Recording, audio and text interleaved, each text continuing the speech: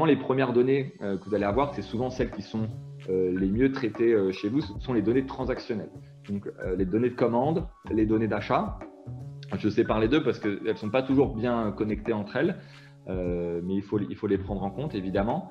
Et puis, tout ce qui va être relatif aux produits qui ont été achetés, les lignes produits, etc. Donc ça, c'est la base de données standard qui généralement revient d'un ERP ou d'un ERP sur la partie magasin ou digital qui vous permet d'avoir une vision sur les achats effectués par vos clients.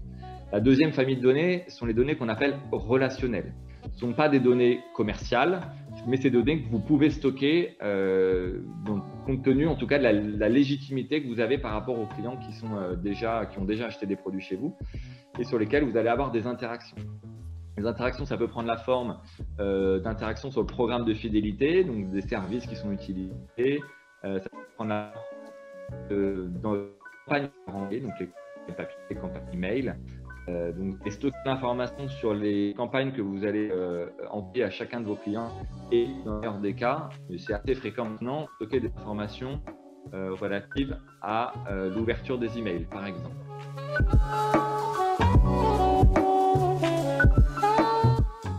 Un nombre de clients minimum, non. Vraiment, je vous le dis non, parce que même si vous avez quelques dizaines de clients, imaginons que vous soyez une marque de luxe, une petite marque de luxe, ou même que vous soyez en B2B, hein, là on peut aussi parler de B2B. Donc un nombre de clients minimum, non. Un nombre d'interactions, non. Après, évidemment, si vous n'avez aucune interaction, si vous n'avez quasiment aucune donnée, on peut mettre tous les environnements possibles, on ne peut pas créer la donnée. Mais à partir du moment où vous avez des données, très rapidement, pensez à mettre en place ce CRM.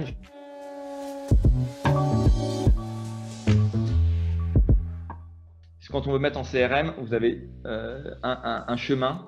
Le premier, la base, on va dire que c'est de faire ce qu'on appelle du canon à email, hein, c'est de pousser de l'email pour être dans les principaux champs d'interaction du client, c'est-à-dire commande réceptionnée, j'ai une newsletter que je veux partager.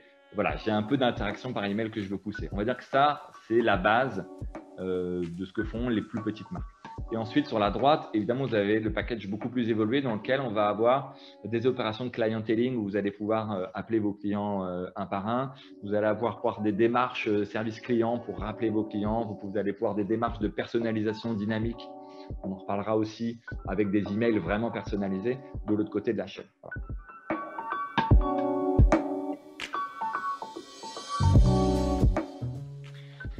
Et puis le dernier point que je voulais évoquer sur cette partie-là avec vous, encore une fois, c'est de prendre le temps de déterminer vos cas d'usage avant de vous lancer complètement dans ce CRM-là.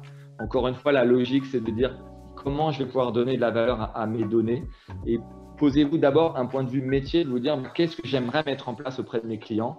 Est-ce que j'aimerais mettre en place un plan de réveil inactif? Est-ce que j'aimerais mettre en place une offre promotionnelle qui ne soit pas masse sur l'ensemble de ma base, mais sur les clients qui ont le plus d'intérêt à recevoir cette offre? Est-ce que je vais intégrer des fiches produits personnalisées? Est-ce que je vais intégrer des offres locales? Voilà. Mettez-vous vraiment de votre côté en situation d'usage et ensuite, seul ou avec des prestataires comme nous, de pouvoir les prioriser pour savoir vraiment celles sur lesquelles vous devez investir en termes d'impact business et évidemment en termes de complexité technique.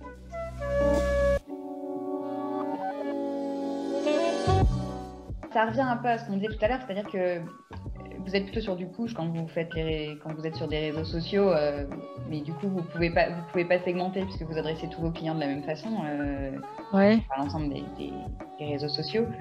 Or on a dans une marque on peut avoir des clients qui ont quand même différents styles, différentes affinités, différents niveaux de la marque aussi, certains qu'on doit simplement parce qu'ils sont sur la marque depuis longtemps et puis d'autres qui arrivent et que du coup à qui on doit présenter les basiques entre guillemets de la marque.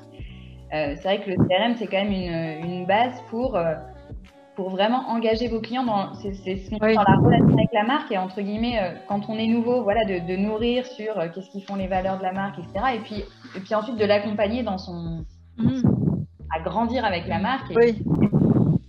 Et là, c'est vraiment l'enjeu, c'est d'avoir une relation un peu personnalisée en fonction du cycle de vie du client et des affinités.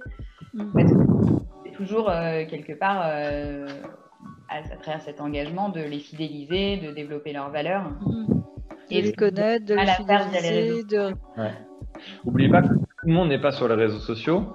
On prend souvent des exemples, même avec des marques assez petites, dans lesquelles finalement la clientèle, quand on la regarde, c'est pas la même que la base réseaux sociaux. Il y a des Et différences. ça, c'est très intéressant ce que vous avez dit, je trouve.